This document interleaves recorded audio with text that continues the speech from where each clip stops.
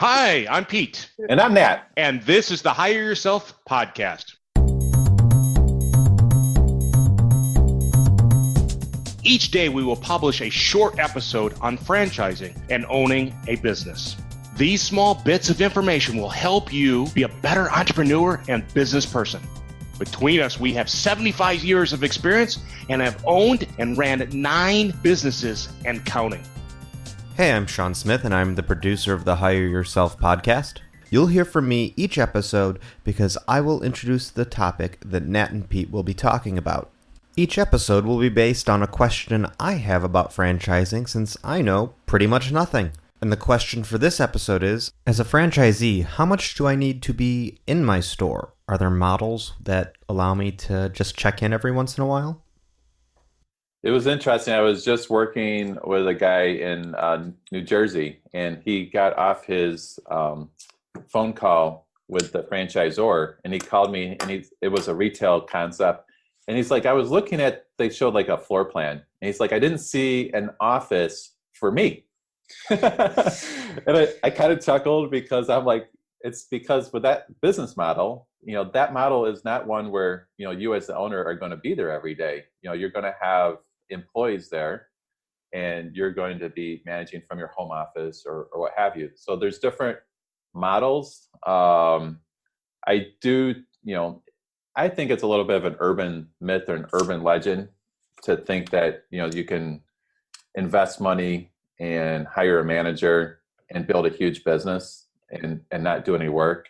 I think even with ones that are more conducive to semi-absentee manager run, I think you still have a learning curve. And I think you probably, as a new owner, need to be prepared to roll up your sleeves and just, invest to get through the learning curve.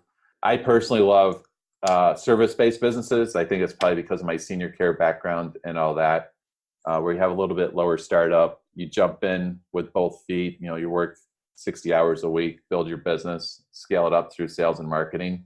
So there's just different models, and that's kind of what we work with our candidates to figure out what makes sense for them. It's a great question. When you look to invest in a franchise, there are kind of 3 levels of engagement.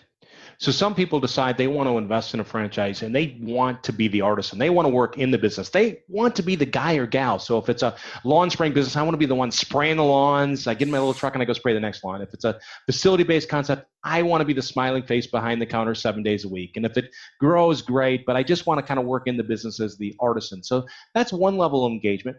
Another level is more so kind of the executive. I've got some corporate experience, or I've got some acumen, I've got some capital, and I want to leverage that capital and that experience into a business that gives me a good return. Now, I'm always going to be involved in the business, but I want to work on it, not in it. So if it's a lawn spraying business, I don't want to be the one spraying the lawns. I want to basically plan the marketing, manage the manager. So facility-based concept, I don't want to be the one behind the counter 7 days a week. Like my car wash guy is literally there 7 days a week collecting money. I want to be managing manager, planning the marketing with this idea that I'm working on the business, not in the business. And I expect it to grow. I want to open up multiple locations, develop multiple territories. So it's the executive model. Now, when I have an executive model franchise, I can determine my activity. I could be involved in that business full-time, 40, 50 hours a week while starting out. So that kind of that full-time.